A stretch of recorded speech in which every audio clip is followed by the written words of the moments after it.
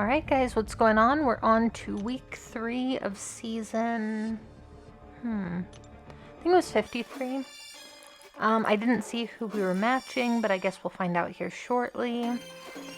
And... oh, looks like it's NAF. So, different team this war. I think Ironheart was banned. So I'm going to be starting off on path 6 here. This is just going to be a weapon X, and I played pretty bad this war. Like, I think that I might have like missed one of his special indexes or something like that. So yeah, pretty bad. Professor X isn't much of a threat at all. Even with this meta, he's not much of a threat. He's also not really like a path split, because any tactic attacker could take him. But yeah, so here we go. This is where, yeah, I eat a special one, but it heals me to full, so it's pretty good. Totally intended. Not really. And here I'm going to move up. This is just going to be a Kushala. I didn't want to change masteries yet, so I decided to use Lady Deathstrike again. And again, just super easy fight. She has a lot of hits, so like managing the prowess and stuff is pretty easy.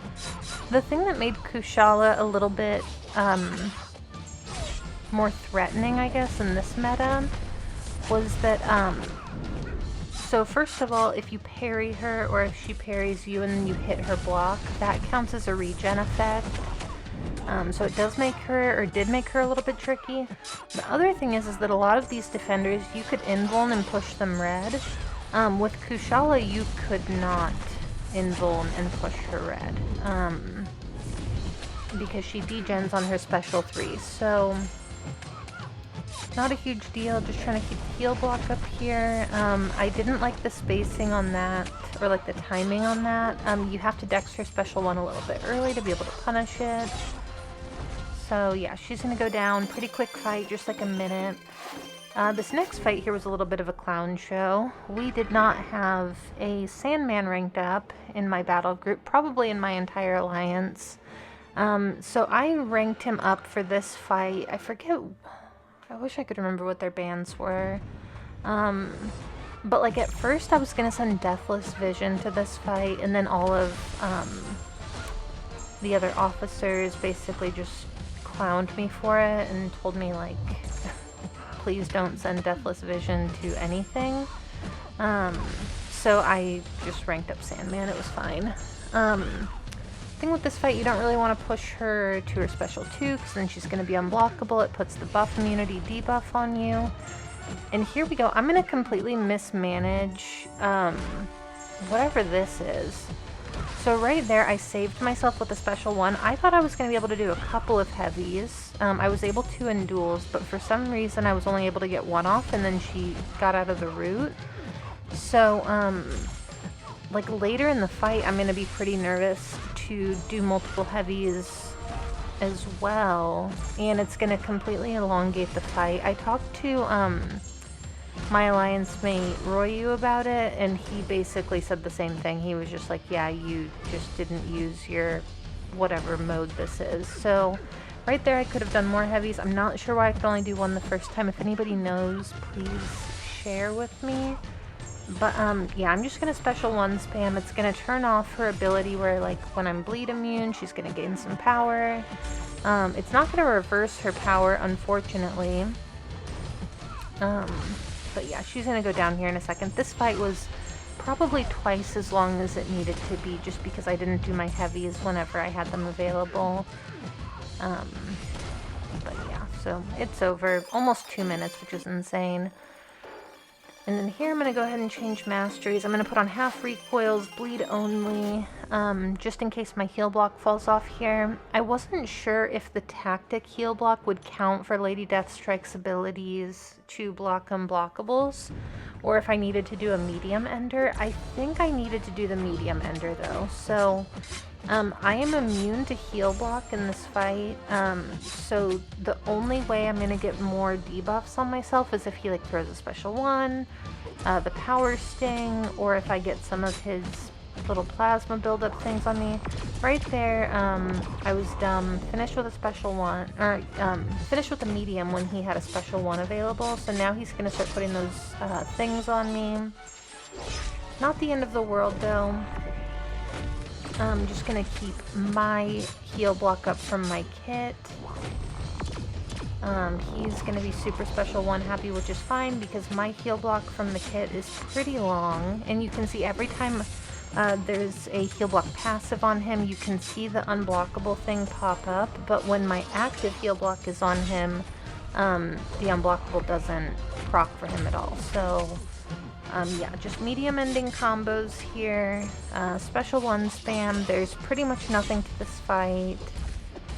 I've been boycotting bringing in Lady Deathstrike to war for a long time, because I brought her in, I think like 3 or 4 seasons ago, and I had major input issues with her, and died, so I just decided I wasn't going to do that.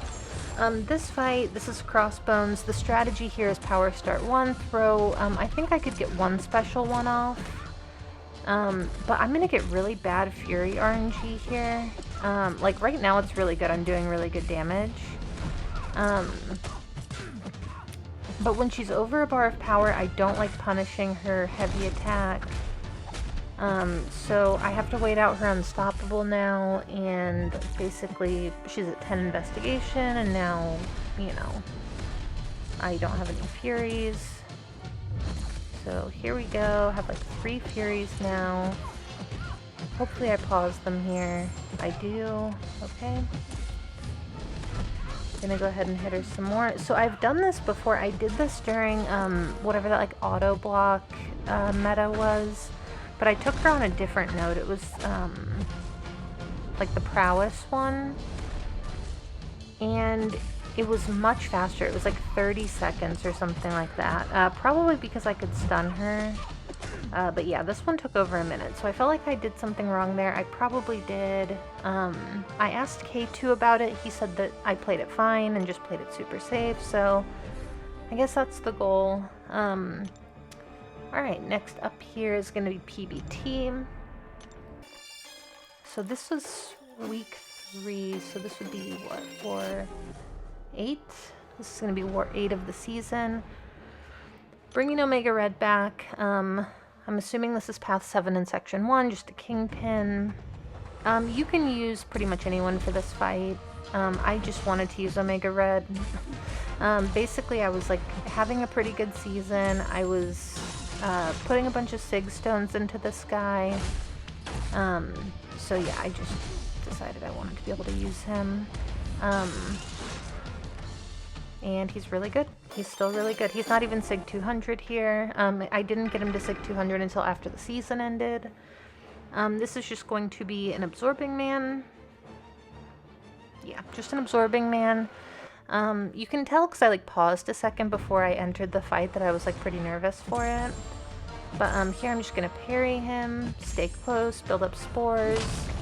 I want to hit him as few times as possible. Right there, I don't even think I should have locked in my spores yet.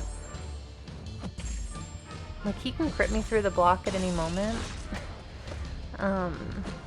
So yeah, because he's in his form and I've refined it 2 times now. So here, I'm going to go ahead and lock in my spores again. He's out of his form because I punished his special one with my heavy attack. And 30 seconds, the fight's down. So that was pretty good, I'd say. Moving up here, this is just going to be a Terrax on Path 5 in Section 2. This node has like Sadist. I think I used a regen boost for all 3 of these fights. I think I was able to stretch it, yeah, to all 3 of these. So Terrax is really easy here. I'm not sure why he's here, unless it's just to like prevent Ghost from going down this lane, but you know, Ghost can't take Destroyer anyway, so it doesn't really matter. But yeah, he's super aggressive when he's in his like little rock form thing. So getting that intercept off is incredibly easy when his rock field is up. So here I'm going to go ahead and beta special 1. Gonna tap him twice, back up, throw a light. He's gonna go for it, of course, because he's being super aggressive. And here I'm just gonna let my degen, you know, get him pretty low. And here the protection comes back. And I think I just, right there I was gonna go for a light and realized he paused before he dashed into me, so I knew that it wasn't gonna work and that the light wasn't gonna connect. So I just stopped it and parried him instead, and just fight the rest of the way through the protection. So pretty long fight for Omega Red. It was like still under a minute though, so not a big deal. This next fight here, my alliance mate Kyle put a guidance pre-fight on this destroyer. I'm gonna do this fight again.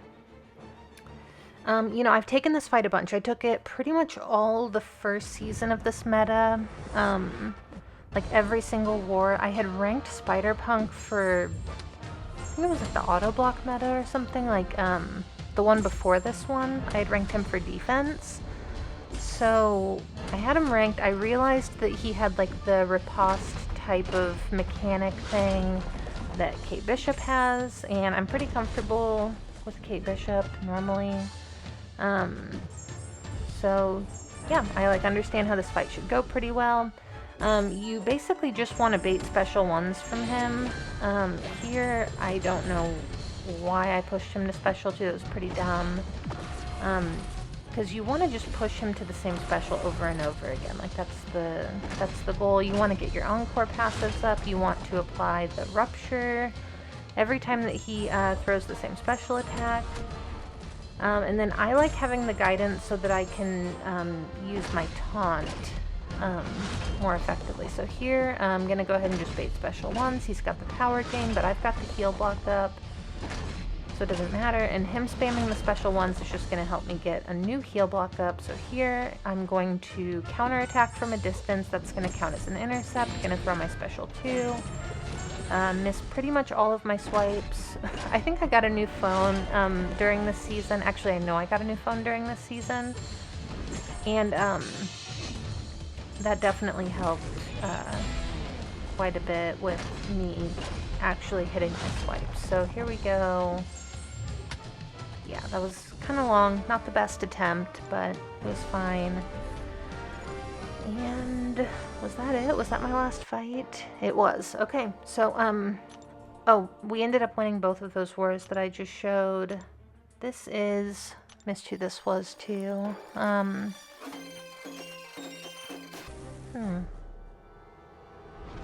Oh, this is Book of Asanti AOH. Again, bringing in Omega Red.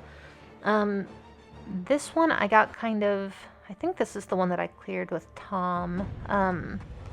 I like placed some pre-fights for him or something, and we just fought like right after the plan came out. And I think maybe West too. I could be wrong about that. But yeah, with Shield here, basically you're never going to be able to lock in your spores, which is unfortunate. I've taken this fight several times with my rank 5 Ascended Omega Red. The fight's pretty long with him. I think like the challenger rating and like you not critting, plus like no degen and stuff, you know, you just aren't doing very much damage. I think I've had that fight take like almost 2 minutes before. And also you don't want to block for the bleed very much, because as the fight goes on, her bleeds get more and more potent. With the rank 3 7-star Omega Red, this fight's about 60 seconds. So between like the crits and all of that stuff, you're just hitting a lot harder. Next up here, gonna go ahead and take this Absorbing Man. Same exact fight that I did last war. I probably could have just completely cut it out, but some of these attempts went better than others. And you know, if you're using Omega Red or something and it's not this season, like this meta, this is, you know, a much more difficult version of what you would do under normal circumstances. So, and this is, you know, fairly common placement. So, just to show that you can, in fact, take this fight. Here we go. He's out of his form. I'm only going to hit him to lock in spores now. And you can see he's just melting. Like, he's going down super fast. I'm going to have to lock in one more time. That's only going to put me at 7 hits for the fight. So it's 7 times that he's regenerated.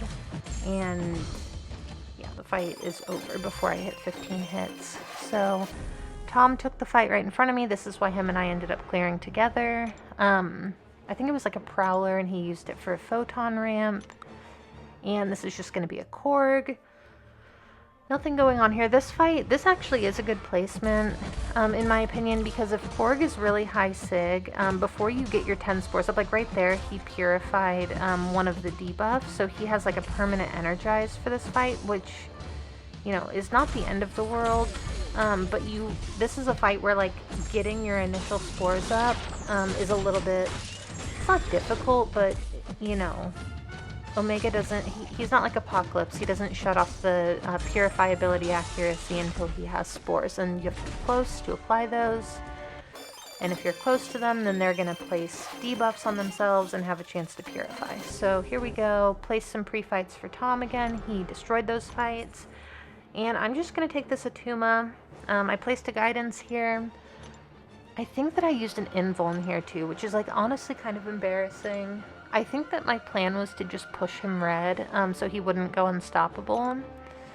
And, I mean, it just didn't matter. Like, at this point, like, I had just started using Omega Red again. I don't think I've used him in, at least consistently, I have not used him in a really long time, like several seasons. This was the first time in a long time that I've brought him to war. The other thing about Atuma here is that Omega Red, his spores do not shut off the ability to purify, because he's immune to ability accuracy reduction, which is totally fine, and that was another reason that I just wanted to push him red and get like a bleed on myself. But yeah, you can see he threw the special 2 into my block. 30-second fight, no big deal. Alright, anyway, thank you guys so much for watching. That's it for week 3, and I will have week 4 out soon.